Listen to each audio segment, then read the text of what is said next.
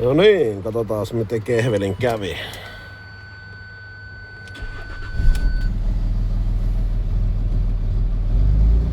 Eikä mitään heikkoa.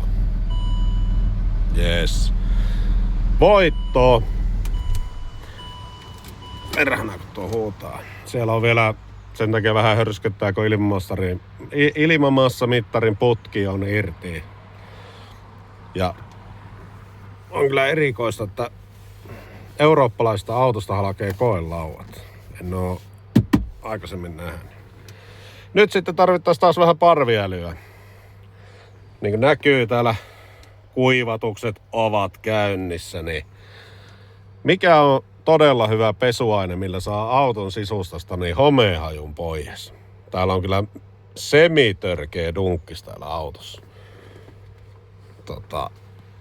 Nuo aineet ainakin mitä itellä oli, niin kyllä tää melko karsee dunkkis.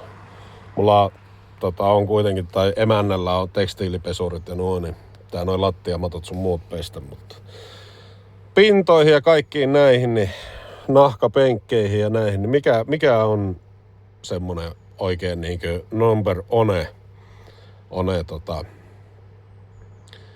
niinkö liemi, millä se lähtee pois? Kertokaa, pistäkää kommentti.